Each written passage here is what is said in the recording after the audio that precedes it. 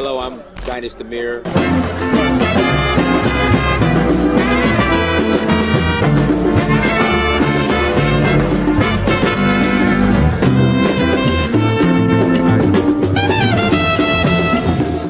So I reached out to another friend of mine. I said, look, I need to go on vacation somewhere. Where should I go? He said, go to Africa. And not only am I gonna go, I'm going to explore a new country. So I went to Tanzania, South Africa, Namibia, Mali, Senegal, Morocco, Liberia, Namibia, Kenya, the Voodoo Festival in Ouida, Gambia, Togo, Cote d'Ivoire.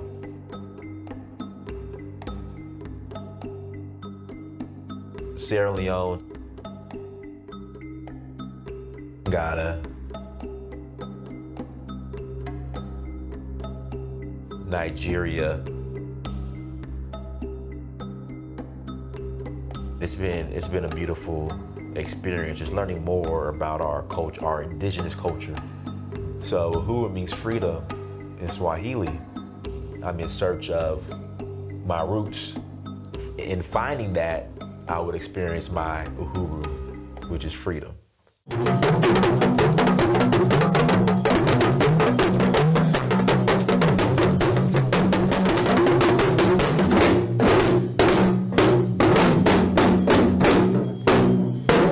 Till next time, Dynast Amir, I'm out.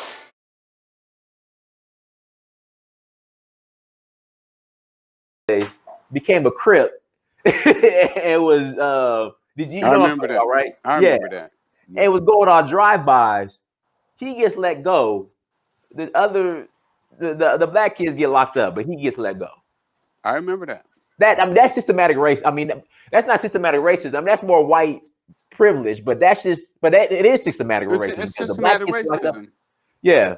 When you can be rehabilitated, but the other guy can't. Right, exactly. The other guy, you're not rehabilitatable. So you go to prison, he's rehabilitatable, so we're gonna let him go out and try it again. Right. And that's why right now in the marijuana industry, that's why whites control the business, because they got caught with weed and the police would say, you know what, Johnny? I ain't gonna tell your mom this time, but you leave this stuff alone. Mm-hmm. And Johnny didn't leave it alone. He just got smarter and knew that not to let you see him doing it no more. Right. And now they kept all their money and they're running this industry. They took their money and parlayed it in other ways. So all that's part of systematic racism. Right.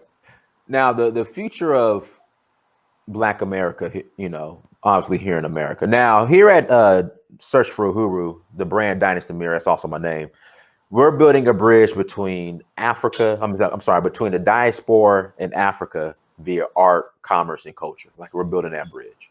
A lot of people are just fed up. They're tired of their resources here in America, their tax dollars going towards their own suffering. Because I mean, the police officers that killed George Floyd, they were on our payroll. Absolutely.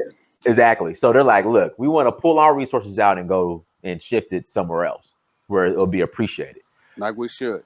Right. So the future of Black America, like I know that's a loaded question, but what are your No, I do this all the time. Okay. When I was in prison, I was looking out through my little window. I had a little window. It's about 6 inches wide and about 5 feet long, and a great view. They call it $1 million view. It's in the middle of San Diego, downtown San Diego. And I was looking out of my window and I was wondering, what was I going to bring back to the world? Right. And mainly my people, because first of all, I'm Black and I understand that I'm Black. And I understand that my first obligation to the world is to those closest to me. Mm-hmm. And I said, well, what are you going to bring them? And I thought about bringing a preacher. And I was like, they got enough preachers. Right. And then I looked at a section that we never really had. we never really had anybody to teach us economics Right. the way it's supposed to be taught. Oh, we got some people that make money. I'm not talking about the way they do it. You know, they get theirs and they be like, "Oh, I got mine, you get yours." Right. No, I'm talking about somebody who teaches each one teach one. Just how I sold drugs. See, when I sold drugs, I wanted my friends to have exactly what I had. Right. Every one of them. Everyone that wanted it, I wanted them to have exactly what I had. And I didn't hide nothing from them. From my connections to how much I paid for it, to how much I sold it for, to where I sold it to. And I gave them that same game, and some of them got rich off of that information. They became millionaires too. And I got so big because I had so many millionaires up under me, Right. guys that I helped create. Mhm. And I, at the time, I didn't really understand it. Like, but when I was sitting in jail and I started to look at all the guys that followed in my footsteps, they followed me to prison too. Some of them got Right. life sentences. Wow. Yeah. So when I was doing that, I was like, wow, why don't you get out and teach Black America economics?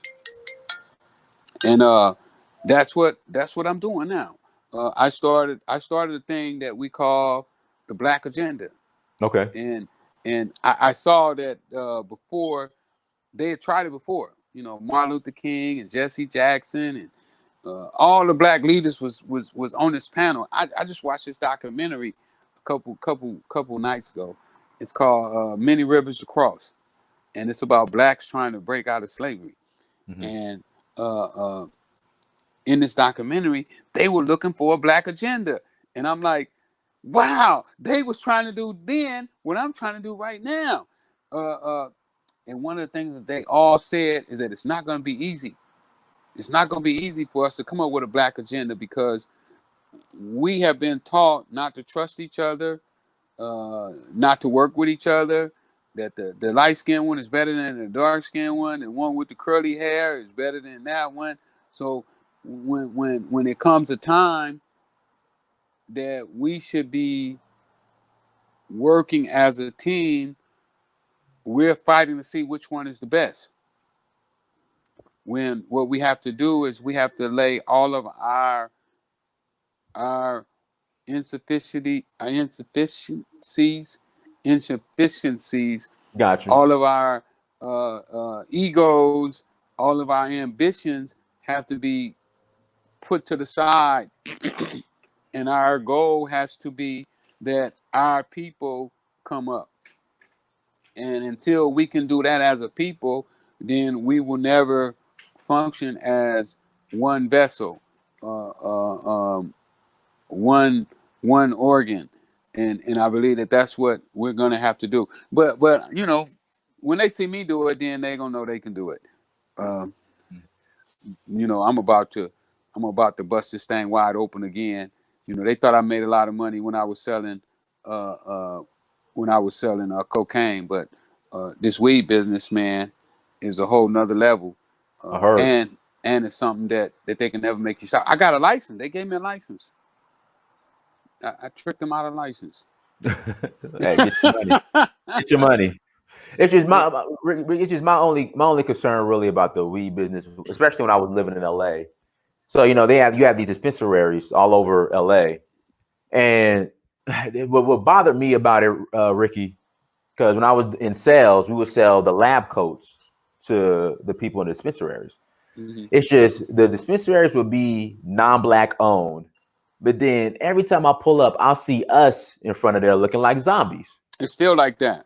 Okay, and I usually just that's why I would just be like, Well, what we were able to do, we was able to go to the city and make them put in a social equity mechanism. Mhm. And what that means is that they had to do a special program to allow minorities to get into the business. And what they did is they went by areas that was affected by the war on drugs, you know, where the police targeted those areas that locked Right. people up and so forth. And that's how I got my license, under that social equity banner. Mhm. But even with that, you know, we lost that. The Armenians got 75. They gave out 100 licenses. Armenians got 75. I Right. think blacks got 16 or 13. and Hispanics got the rest. So even with the social equity, we found out that our politicians still sold us out. You know, they came up with a way that others could get in and get more out of something that was really set up for blacks, because we was the ones targeted the hardest on the war on drugs. If I would have been doing it, I would have said, okay, the people who were targeted the hardest, you know, kind of like how they do the lottery with Right. the NBA. You know, the team who had the worst record, they Right. get the best Number one chance of. pick. They get the best chance. They don't get the number Right. one pick, but they get the Right. best chance at getting the number one pick. They increase their numbers. Well, they never do anything to increase our numbers. But you know, we don't really need the system to really lift us up. We can lift ourselves up, but we have to make a conscious effort to say this is what we want. And it's not enough just to wish for it. You have to actually go out and pursue what it is that you're trying to accomplish in life, and that's one of the goals that I want to teach people how to do. You know, did you get a chance to read the LA Magazine article that they did on me? No, I did not. No, I have not. But you gotta read my. I'll check it out, and I'll put the link in the chat room as well. I definitely will. Yes, sir. Yes, sir. Yes, you gotta read my obituary. That's my obituary. Okay. Let me show you. I'll give you a sample of it. Okay. Okay. I got it sitting over here in my studio. Okay. You know, I got my little studio here where I do my lives. This my little live setup here. That's my weed product right there. LA Kingpin. That's what's up. LA Kingpin. Let me see if you can see this here. Can you see it? I see it. It says the crack king is back. Okay, I see it. And in there, this is when I was in prison. I had the life sentence without the possibility of parole. Mm-hmm. And he was writing about me for the last time. He felt that he would never be writing about me again. He said that I'm dead. Actually, it's a rap. It's a rap for you, buddy. Mm-hmm. But in that article, I'm telling him, it's like I was predicting my future.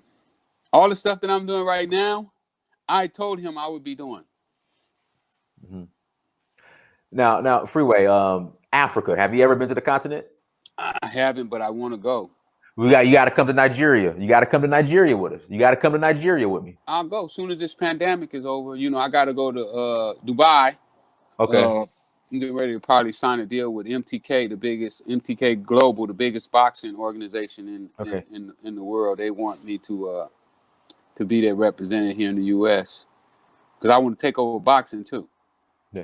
Well, then you can fly. You can catch Emirates flies direct from Dubai to Lagos. Yeah. Okay. Well, you gotta let me know. Well, let's do it. Let's do it. I ain't scared. I ain't scared. Hey, I'll meet you at the airport. We got you. Just show up. We got you. Brother, you gonna take care of the hotel and everything? You know what? I got your hotel. And I got your transport. and I got you some iyun and a goosey. What is that? A goosey. It's a dish. I'm a vegan. I'm vegan. You can get a goosey with no meat. Okay. This is the thing. If you because to be vegan in America is expensive as hell. So if you're vegan or vegetarian, it's dirt cheap in Africa. Okay. Everything's fresh. Everything straight from the tree. Right. They say like over here, if they find out you want to live a long time, they're gonna charge you for it. There you go. So you want to live, even though it's cheaper. Nobody really wants vegetables, but we're gonna make you pay for them. Right. Because we find out you one of the ones want to live. You don't want to die. Exactly. But I got you. Just get to the airport. I got your hotel. We got your transportation. We got you. No doubt. No doubt. Yeah. So I would like for you too to check in on my Zoom sometimes. Matter of fact, this Saturday I got Jay Morrison coming on. Okay. Jay Morrison was a crack dealer. I know Jay. Oh, you know Jay? I don't know him personally, but I'm not too far from the Black House, where I live in Atlanta. He told me about the Black House. Yeah. Never been there. He's gonna do a book signing for me at the Black House. Let me know. I'll be there. This Saturday, he'll be on speaking at 6 p.m. on Zoom.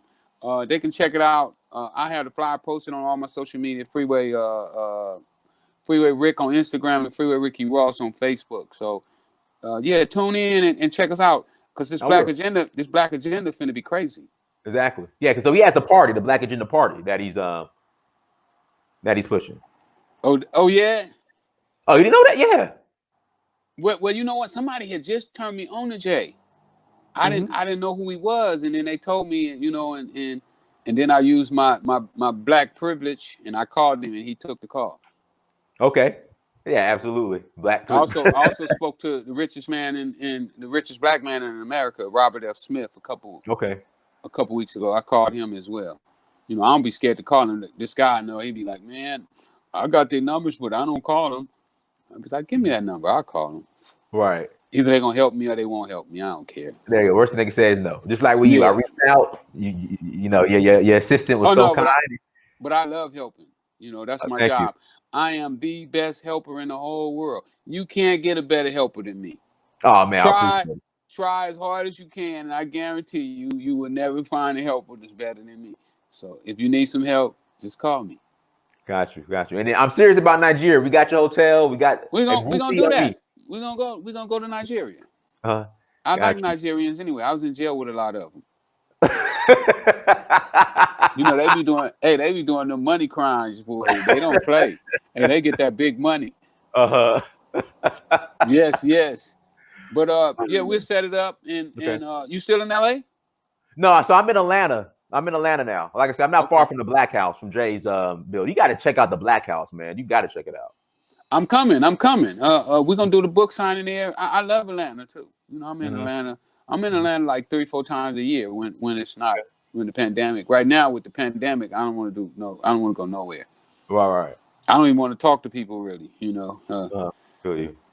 Have your mask on. Wear your mask, buddy.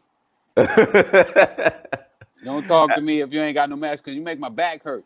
If you come up to me and start talking to me and you ain't got no mask on, my back start hurting, my head, my neck, my stomach, my knees, everything. I just start aching, like, because you don't know who got it.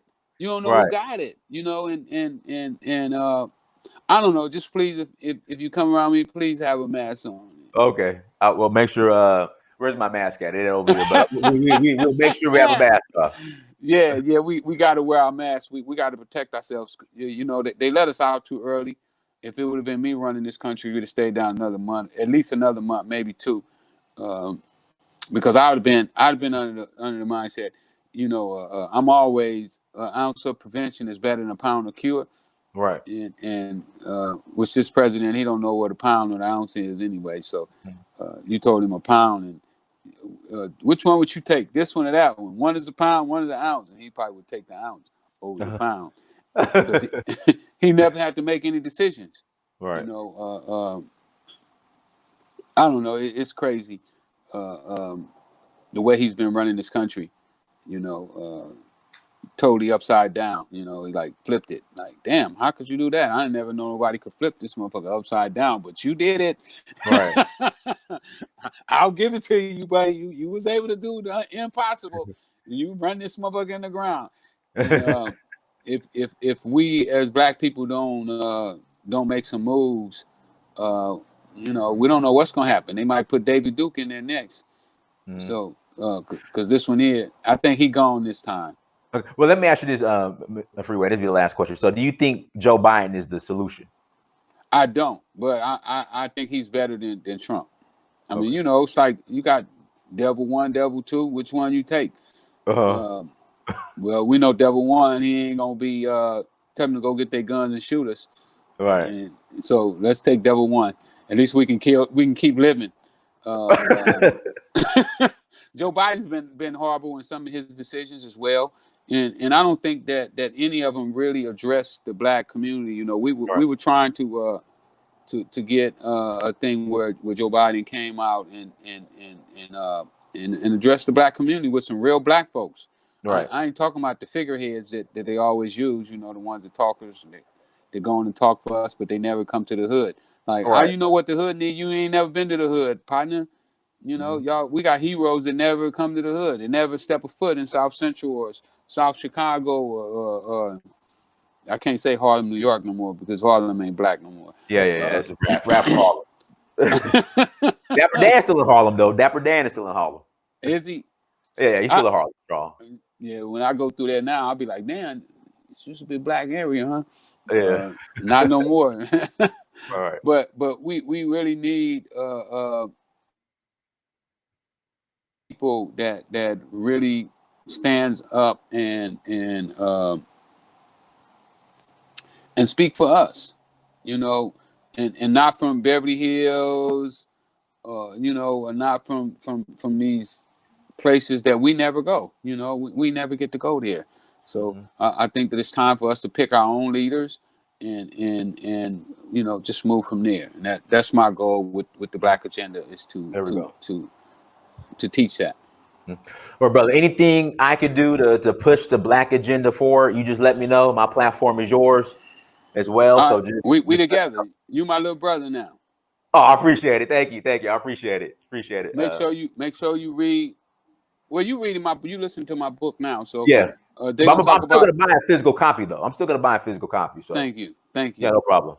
Thank you. And everybody else, don't go to Amazon. Go to my website, freewayRickyRoss.com, and buy your book. And in my book, I talk about my 3 favorite books, the books that really helped me find myself and put me on the right track. Think and Grow Rich, As a Man Think, and The Richest Man in Babylon. I would recommend that everybody read those books. And I would like for all of you all to join me in my mission to come up with a Black agenda for Black people. Thank y'all. No problem. Everyone, thank you so much for joining. Again, go to freewayRickyRoss.com, buy your book, buy your gear. Make sure you guys like, share, and subscribe. Make sure you go to make sure you go to dynastymir.com as well. Until next time, family, Dynasty Mir, search for Huru. Peace.